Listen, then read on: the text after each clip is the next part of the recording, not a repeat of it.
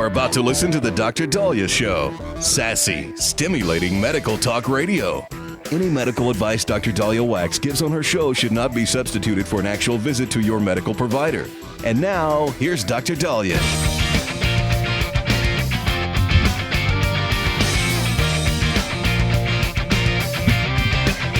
All right, we are back on the Dr. Daliah Show, 1-877-DOC-DALI, 1-877-DOC-DALI. So how many of you take your phones into the bathroom?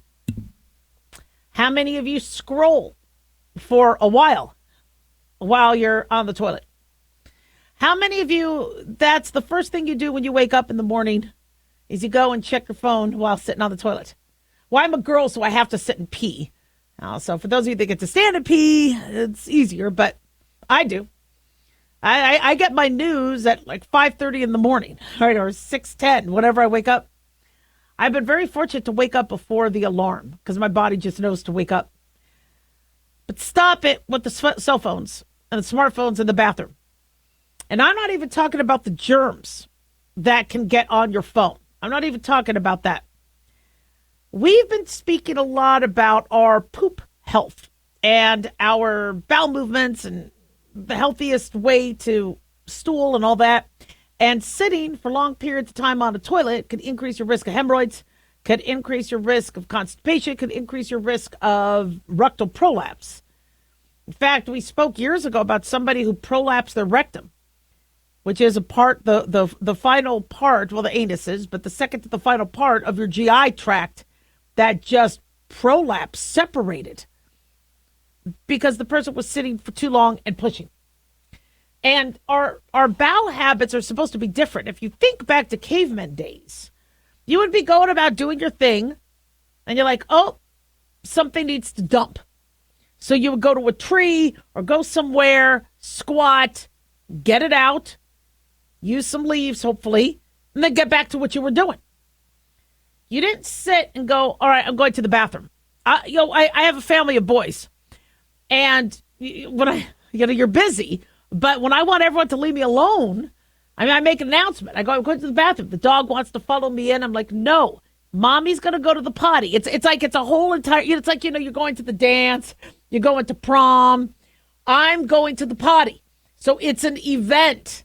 Everybody leave me alone. I might be in there for a few minutes. Don't think I died. God forbid. Just let me do my thing. That's not the way we're supposed to be doing it. This recent study published in PLOS ONE, researchers from Beth Israel Deaconess Medical Center in Boston found that adults who use their phone while sitting on the toilet face a 46% higher risk of developing hemorrhoids. The survey looked at 125 adults undergoing colonoscopies and compared their bathroom habits. Of the participants, 66% admitted to using their phones on the toilet. People who said they took their phone into the bathroom were 46% more likely to have hemorrhoids compared to others. Now, hemorrhoids are these swollen, collapsed veins in the anus. They could swell, they could bleed, they could become clotted. They might shrink. In the olden days, we called them piles, and then we would push them back up into the rectum so they would be less painful. Nowadays, we use steroid preparations and things like that, but it doesn't make them go away. It just shrinks them. Mechanically, once you have a hemorrhoid, you have it. You could live with them, fine, but sometimes they have to be surgically removed when you get a lot of them. And it's because of the downward pressure. Now, many of us get them also when we give birth.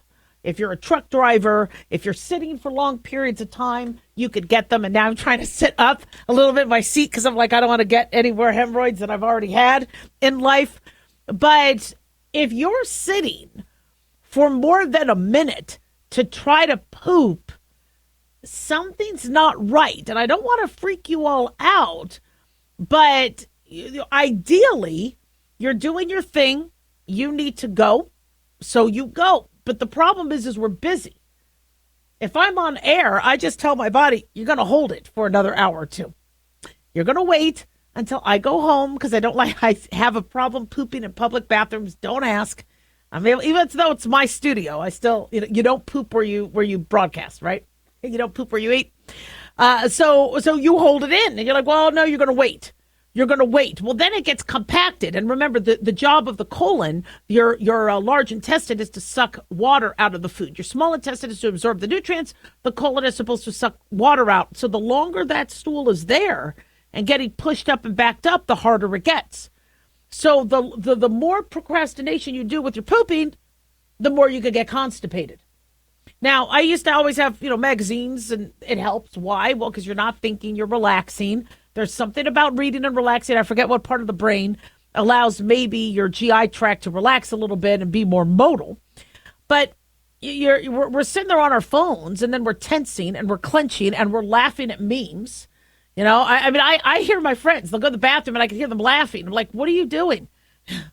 Or they'll play Words with Friends, and I see them go to the bathroom, and then all of a sudden I see that they did their Words with Friends with me, and I'm like, are you on the toilet doing that? And then I make them mad because I'll beat them with Words with Friends or whatever. But you don't want to be on the toilet clenching or getting tense or getting a text from an in-law, all right? So you don't need the phones. And I get it. Our phones, we get to look at our stock market. We get to look at our Bitcoin. And it's been kind of stalled for a while, but I think it's going back up. We're looking at our social media. We're looking at our emails. That's not helpful. Get off the toilet. We need to get into a habit of quit sitting. If you have time to sit, stand. If you have time to stand, walk. It's the opposite of what I learned in medical school. In medical school, because we would be so busy, they say, look, if you have time to stand, sit. If you have time to sit, sleep. But it's the opposite. If you have all this extra time to sit and you're sitting, then stand. If you have time to stand, then walk, move. Get moving. You need to do that. Constipation is nothing to mess with. I really do believe that the rise in colorectal cancer, not only is, related to HPV virus and other things, but and genetics and what we eat, but the fact that we're not, moving our bowels. They say one of the biggest things you could do to slow down or prevent colon cancer and colorectal cancer is to eat more fiber. Well, if I do that, then I have to go to the bathroom. Well, that's kind of the point. We want you to get stuff out and not hold it in like luggage. 1-877-DOC-DALIAH. Don't go away.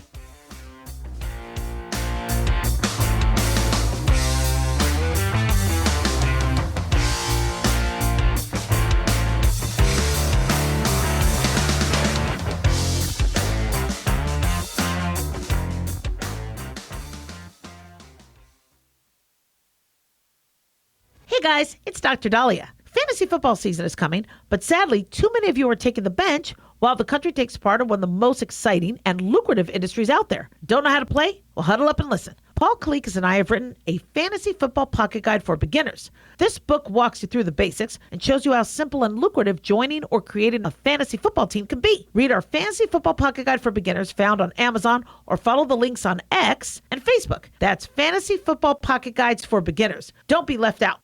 At Hotshot Secret, we share the science behind common diesel problems. For example, diesel fuel cetane levels. The cetane rating in diesel fuel is 42 to 45. Most diesel engines operate more efficiently with a cetane rating of 48 to 50. One treatment of Hotshot Secret Diesel Extreme will raise your cetane 7 points, increase fuel economy, and improve cold starts. Hotshot Secret Diesel Extreme is available nationwide at truck stops, fine farm and auto stores, and online at hotshotsecret.com. Hotshot Secret, powered by science. Let's face it, guys, we're living in times where the truth is becoming more suppressed and censorship is increasing at an alarming rate, especially on social media platforms. It's Clyde, and I want to tell you about a safe and secure digital playground we put together just for you. It's aftermath.media. You get access to thousands of Ground Zero archives and podcasts, along with our private social media groups with your basic membership starting at only $7 a month. Each subscription includes tech support, access to the RSS feeds, along with our own chat room and Telegram channel. In addition, the premium membership includes research study groups, webinars, a document and movie library, a live video stream of Ground Zero, a monthly Zoom chat with me, and other bonus content. Be sure to check out our yearly specials as well. Sign up today while you're thinking about it. Sign up at aftermath.media. Again, that's aftermath.media.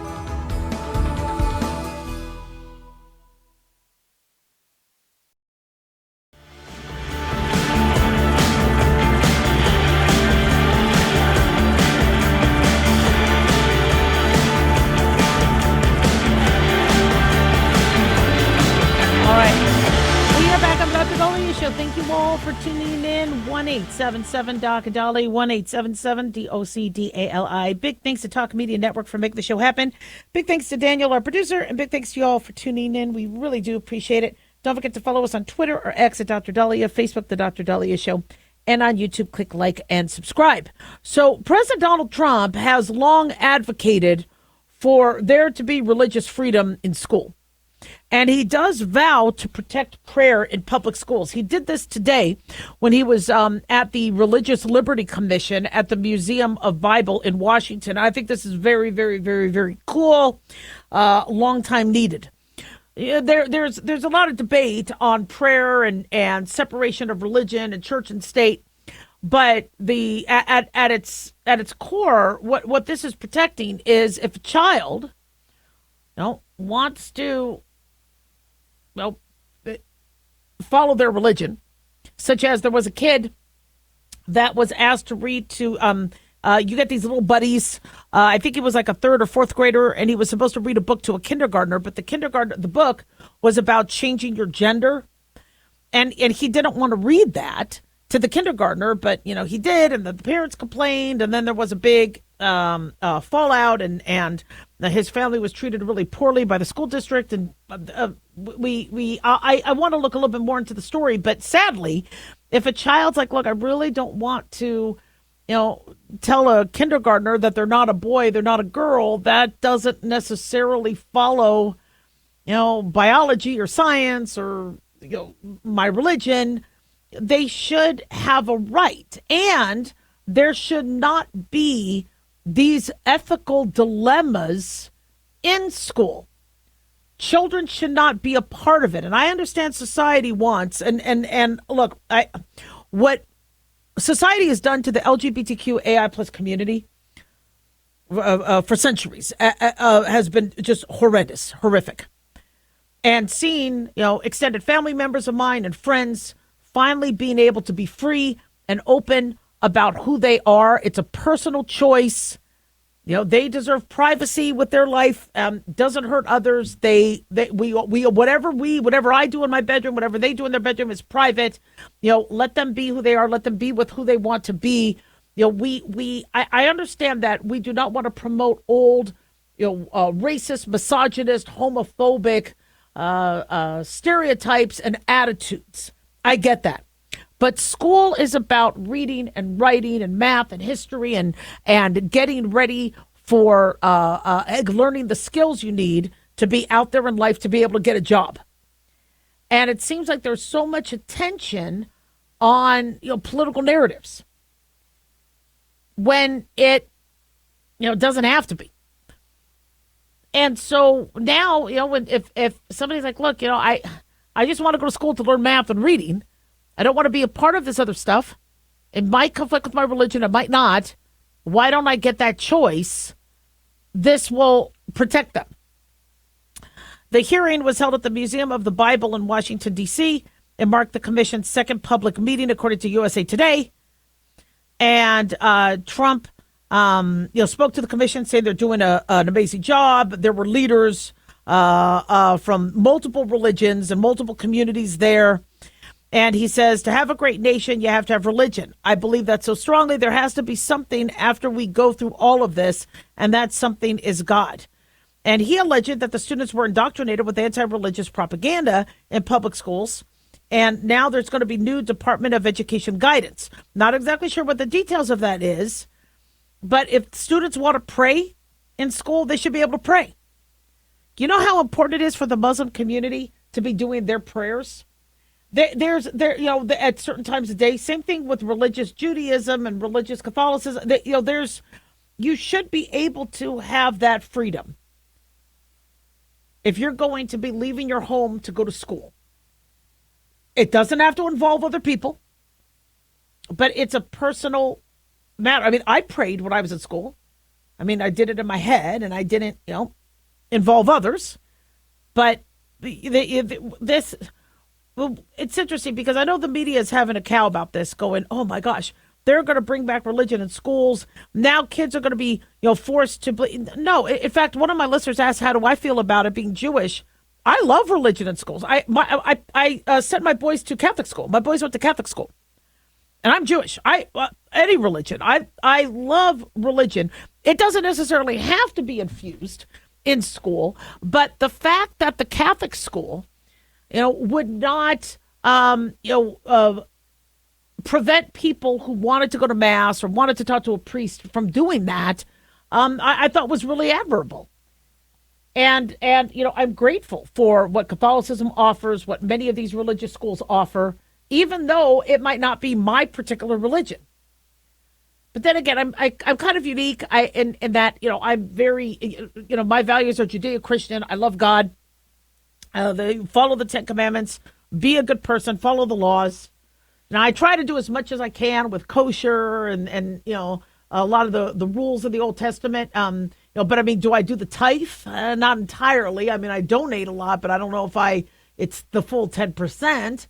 I mean, do I follow everything that no, a lot of us don't. Do I sacrifice lambs? No, I don't do that. So for modern religion, I'm still pretty lax in terms of, what I could be doing, because my religious, brethren and sisters, they do a lot more. But, children, I believe, need to have some sort of spirituality.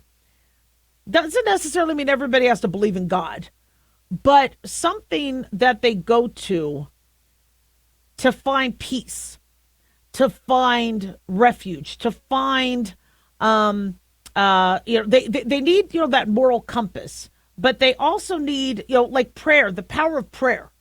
I don't care who you pray to, but if you're, saying, look, I need help. I prayed with patience because it was so powerful and it was very helpful.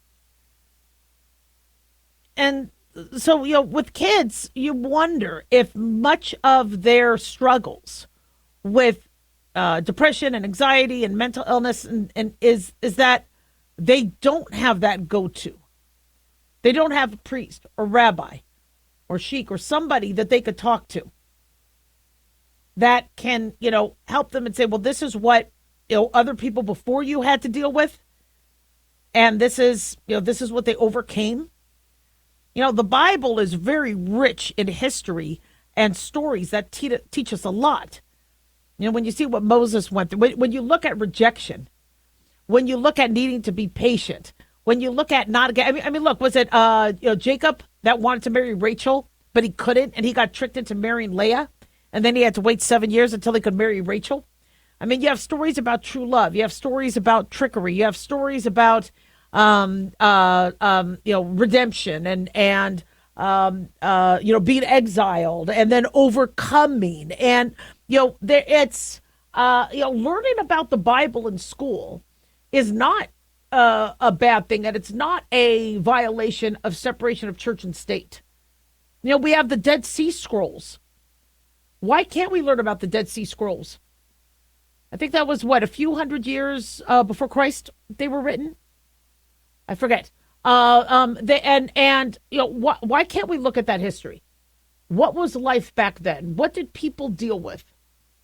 I went to visit Pompeii years ago, and apparently when you go through the ruins of Pompeii, and boy, did the archaeologists do an amazing job with, unburying the city.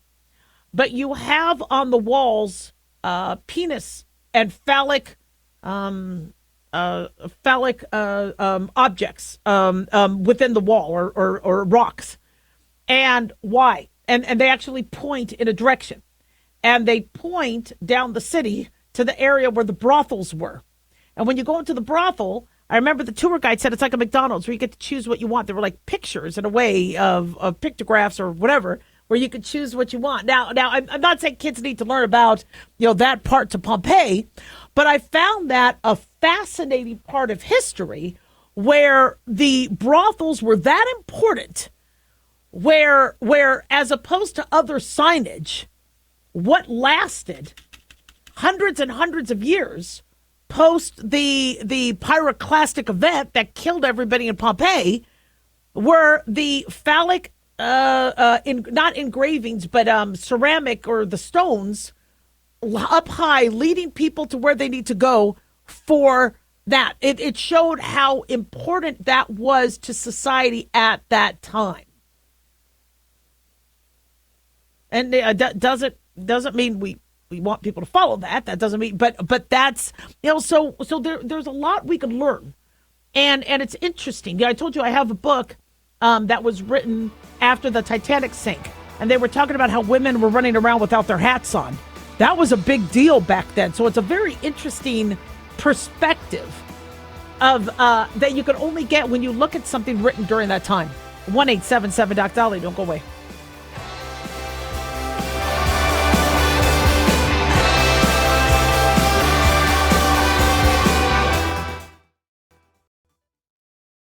At Hot Shot Secret, we share the science behind common diesel problems and their solutions. For example, Diesel fuel cetane levels. in many states, the cetane rating in diesel fuel is 42 to 45. Most diesel engines operate more efficiently with a cetane rating of 48 to 50. One treatment of Hot Shot Secret Diesel Extreme will raise your cetane 7 points, increase fuel economy, and improve cold starts. Due to a cleaner burn, there are less hydrocarbons and particulate matter in your exhaust. This reduces the blockage of your diesel particulate filter. Using Diesel Extreme generates 83% less DPF regeneration. The 6-in-1 Diesel Extreme formula also includes the most concentrated detergent on the market, lubricity enhancer, water demulsifier, rust and corrosion inhibitors, and a fuel stabilizer. Hot Shot Secret Diesel Extreme is available nationwide at truck stops, fine farm and auto stores, and online at hotshotsecret.com. Hot Shot Secret. Powered by science.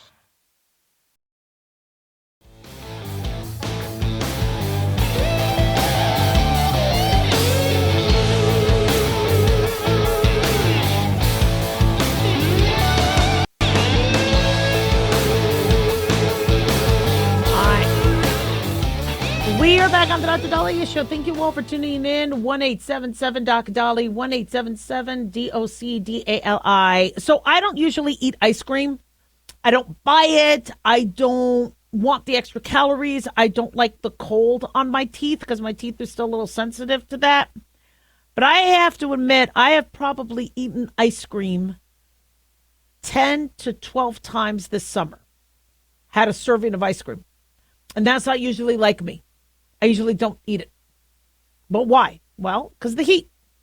When it gets hot, I notice I'll probably eat more ice cream. I might eat more sugar. Well, I'm not the only one that's noticed this. New research has found that we will drink more ices, soda, cold beers, go for ice cream when it's hot. Now, according to CNN Climate, they says as climate change drives hotter temperatures, although I got to tell you, knock on wood, this was one of the mildest summers I had in Las Vegas, Nevada. It was fairly cool compared to other summers. So I'm still a little kind of iffy on the climate change aspect of that because this was one of the cooler summers we've had. But they say as we're seeing hotter temperatures, Americans are consuming more and more ice creams, frozen desserts, and soda pop. According to study author Pan He of Environmental Science and Sustainability at Cardiff University, the researchers looked at U.S. household food purchasing data between 2004 and 2019. They tracked the same families over a long period of time. They compared purchasing decisions with regional weather data, including temperature and humidity. As temperatures picked up, people consume more sugar, mostly in the form of sugar-sweetened drinks like soda and juice. This is according to the study published Monday in the journal Nature Climate Change. For every 1.8 degrees Fahrenheit of warming, they say, added sugar consumption in U.S. households increased by 0.7 grams per person per day. The researchers found with a marked escalation as temperatures hit between 68 and 86 degrees Fahrenheit. Oh my gosh. If I could have a 68-degree summer, wow.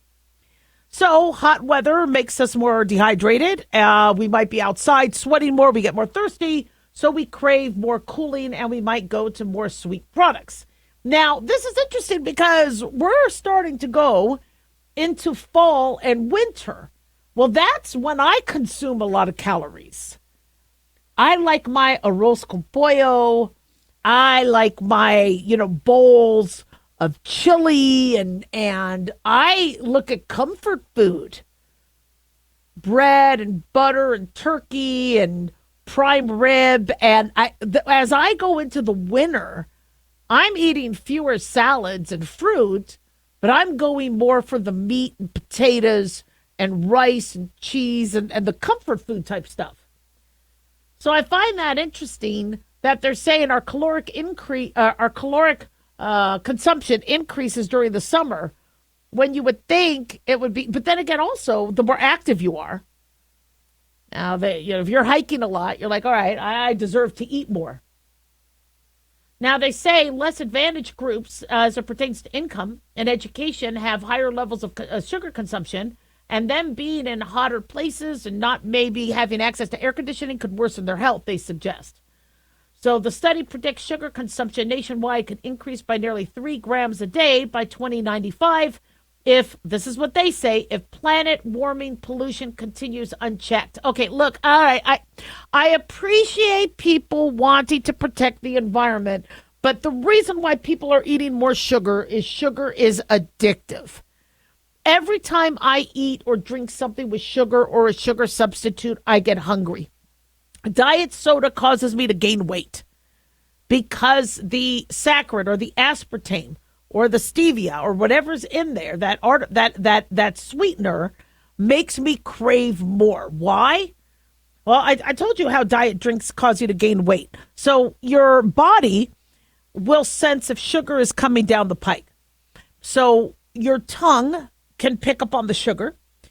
Your pancreas gets aware. Your brain gets aware. You shoot out more insulin because insulin is the key to the door to get the sugar from the bloodstream into the cell, or like the hallway into the room. So your pancreas goes, all right, guys, beta cells, let's go.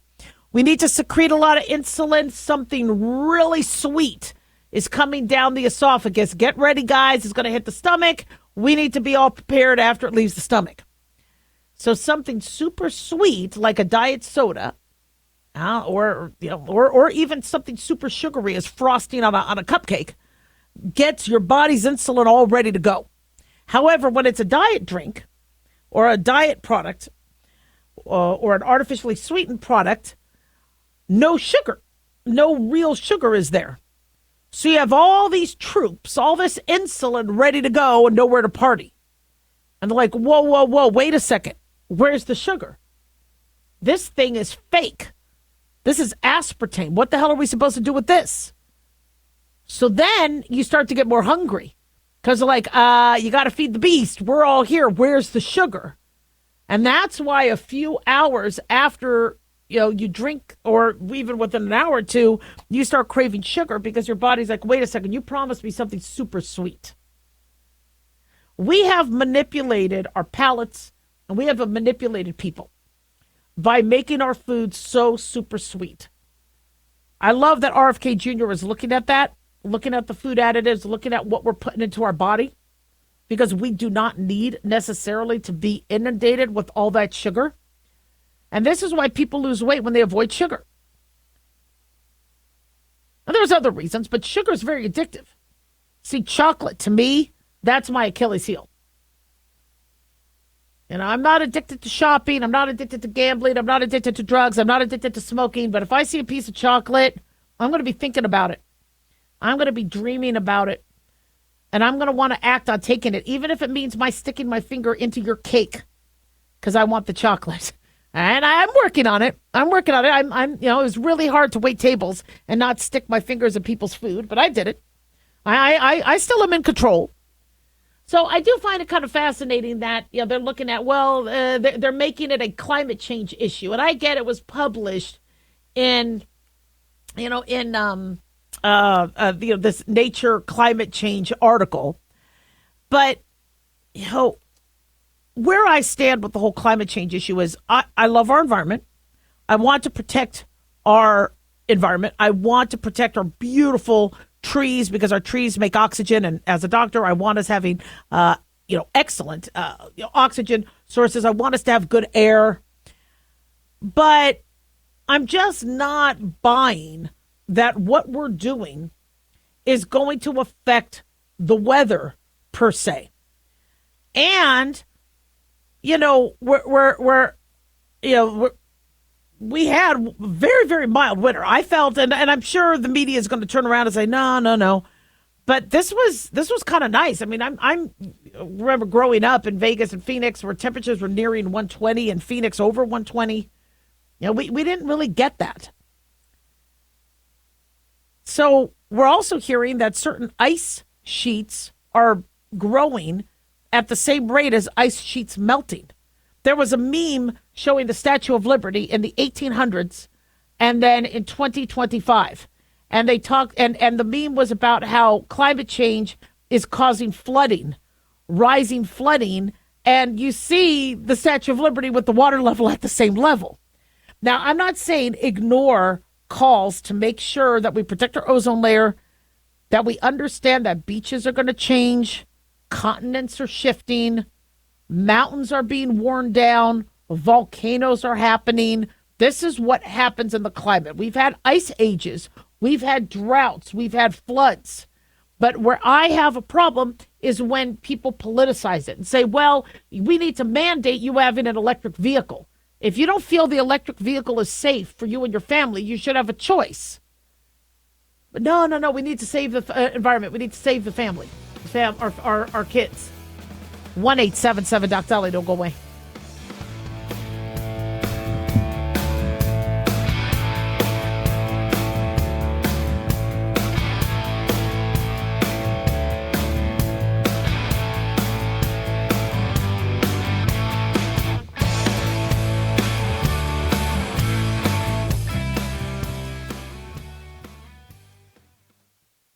Hi guys, Dr. Daliah here. Addictions can sneak up on us and come in many forms, whether it's drugs, alcohol, sex, video games, porn, or something less obvious such as food, internet, or shopping. Addiction can seem innocent at first and then evolve into an insurmountable evil. In our book, Addiction Basics, Caitlin Kalikas and I dive into the common addictions and provide tips for identifying and preventing these before they sneak in and take over our lives. Addiction Basics can be found on Amazon or my website, drdaliah.com. Check it out. Have you ever thought you'd like to buy and sell houses but didn't know how or where to get the money? My name is Ron LeGrand, and over the past 40 years, I've bought over 3,000 houses without using my money or credit and taught thousands to do the same. Today, even in a virtual environment, we buy nice houses in nice neighborhoods using no banks, realtors, contractors, or other costly entanglements, and build huge cash flow and wealth without the hassle of tenants, all without credit and little or no money. You don't need a license or experience, and I'll show you exactly how it's done. Text FREE to 99799, and I'll send you my free training. I promise you I'll change the way you think about real estate and open the door to a new lifestyle that doesn't involve risk or rehabs and can quickly replace your current income. Text FREE to 99799 and let me show you how to take your life back and build cash flow and wealth from your home. That's FREE to 99799. Again, FREE to 99799. As an organ donor, your story doesn't have to end. The good in you can live on. In fact, you could save up to 8 lives and restore sight and health for many more. Sign up right now online as an organ, eye, and tissue donor. You'll be happy you did. And just maybe, someone else will be happy too. Go to organdonor.gov. It saves lives. U.S. Department of Health and Human Services, Health Resources and Services Administration.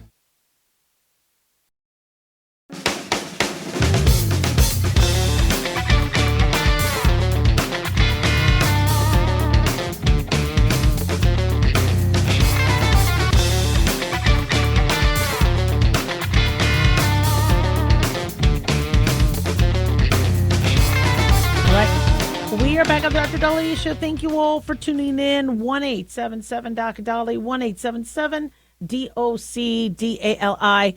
So this obviously has caused some concern. There is a study saying that in people who have Parkinson's, a very, very common neurodegenerative condition that makes us all pretty nervous if we end up outliving, or being able to outsmart getting a heart attack and cancer and other things. But the study found that half of Parkinson patients' brain samples had evidence of a virus, a type of virus in the brain. Yet people without Parkinson's didn't have this virus. Now, this isn't new. We've suspected that maybe when you look at individuals who have neurodegenerative disease, was it based on a virus? This is why I was a little nervous about COVID and why I chose to get vaccinated, because I just didn't know what this virus could do to us neurologically. And I was right. I think COVID did affect a lot of our memories and our brain function because who knows how it was designed or how it was tinkered with. But going back to Parkinson's, Northwestern medicine scientists discovered the human PEGI virus in the brains and spinal fluid of people with Parkinson's, but not in those who didn't have Parkinson's. So this now makes us go, do we come up with a vaccine for this virus? Is this virus causing it?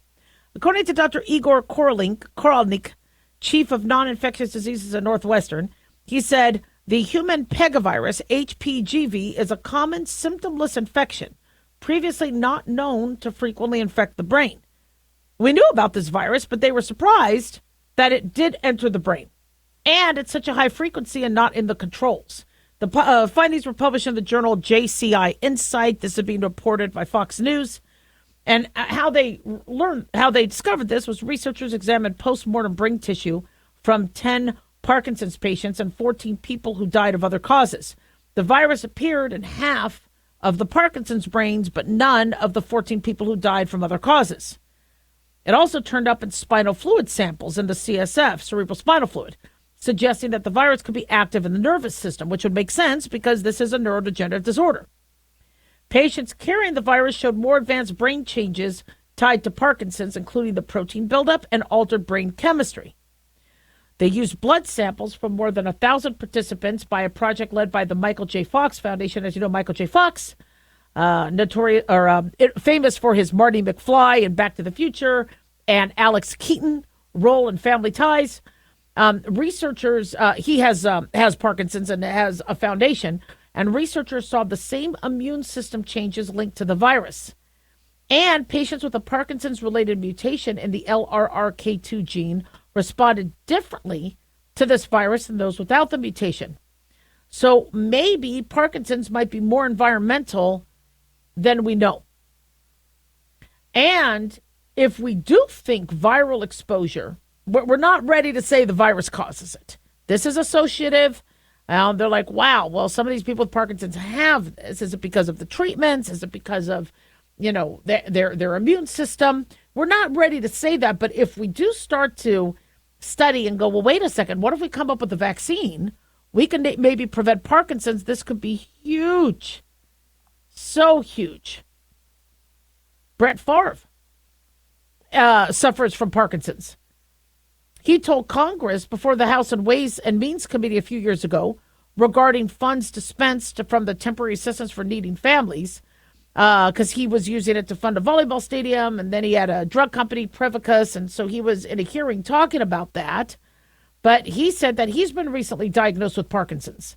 It's the second most common degenerative disorder after Alzheimer's, and it affects 1% of the world's population who's over 60. Tens of thousands of new cases in the U.S. alone are diagnosed each year. It affects several areas of the brain, particularly the substantia nigra, which affects our balance and movement by affecting dopamine-producing cells. It was discovered back in 1817 by James Parkinson, who called it shaking palsy at the time.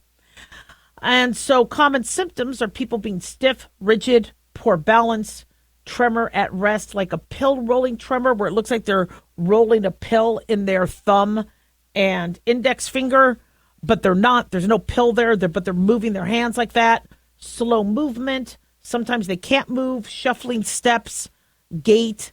In fact, many Parkinsons don't have a lot of facial expressions. And so they'll say something that's funny, but they'll do a deadpan, with no facial movements, and people will laugh, going, "Oh my gosh, Grandpa's really getting funny. Grandma's hilarious." Okay, if people never found them to be funny and now they're funny, look at their facial movements, because if they're not moving their face that much, that could also be a sign of Parkinson's. As Parkinson's develops, you could later get depression, anxiety, memory loss, constipation, decreased ability to smell, difficulty swallowing, erectile dysfunction, pneumonia. Because of the poor balance, you could fall, fracture, get pneumonia, Bed sores, hallucinations could also happen with Parkinson's, delusions, and dementia. So we still don't know why people get this. And I know this is kind of interesting with this virus issue, but we have a long way to go before we say that's what's the cause. But we do think there's genetic issues. The average age of onset of Parkinson's is 60, but some may get earlier onset before the age of 50, like we saw with Michael J. Fox. If it's before the age of 20, it's known as juvenile onset Parkinson's. Men appear to be more affected than women at twice the rate, but women get it too. If you've had a history of head trauma, that could also increase your risk. If you've been exposed to herbicides and pesticides, that could also increase your risk. And, there's multiple stages of Parkinson's, and the progression rates could last years to decades, but earlier onset, it could progress much quicker. So we use levodopa, which converts to dopamine in the brain, helping replace the deficiency that can cause Parkinson's symptoms. We'll use carbon given with levodopa to prevent the latter from being broken down.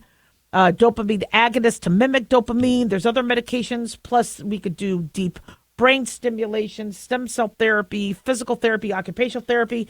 But interestingly, there's a lot of famous people diagnosed with Parkinson's beyond Brett Favre and Michael J. Fox. Janet Reno was diagnosed with it. Robin Williams, Muhammad Ali, Casey Kasem, Johnny Cash, Linda Ronstadt, Pope John Paul II.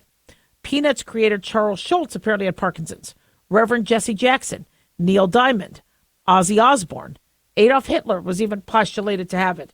If you watch videos of Adolf Hitler, you see him shaking and his rigidity. And I know a lot of people think that could be just the videography at the time, but they have postulated also with his anxiety and drug use and yeah. So we'll keep you posted, but I got to tell you, the closer we get to this, the better in terms of learning what could cause it. We also might be closer to a newer type of weight loss medication that's supposed to be better than Ozempic. At Tufts University, they found a new drug that could boost weight loss that can cause people to lose up to 30% of their weight by a quadruple action medication. Well, that could match the effectiveness of bariatric surgery. Now, Ozempic and Wegovy mimic the natural hormone GLP-1, glucagon-like peptide 1. So the semaglutides, handle it from one angle. Tirzepatides, like Mounjaro and Zepbound, target both GLP-1 receptors and GIP, glucose-independent insulinotropic polypeptide receptors, which is why people report more weight loss with Mounjaro or Zepbound. But this new drug targets four hormones, not only GLP-1 and GIP, but also glucagon itself, which helps make sugar, and peptide YY, which reduces hunger, slow stomach emptying, and may promote fat burning. They say they built a single experimental peptide at Tufts that works like four hormones at once.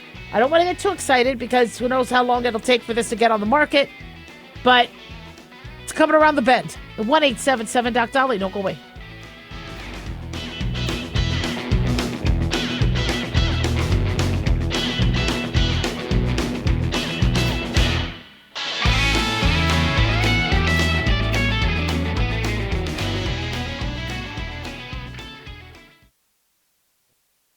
Can you believe, with all the recent violent protests, looting, and destruction, some areas are considering either defunding or abolishing the police? At a time when America's neighborhoods need the protection of police the most, some elected officials would rather create more chaos by playing politics. If you're sick of elected officials caving in to demands of the radical left, you're not alone. It's time we stand up and declare our support for local police. The majority of police officers are important partners in protecting our God-given rights. If you prefer freedom over chaos, then learn how you can help protect the local police that serve your community. Call today and request your free Support Your Local Police info packet. Dial 800-JBS-USA-1. That's 800-JBS-USA-1. Request your free Support Your Local Police info packet by calling 800-JBS-USA-1 today.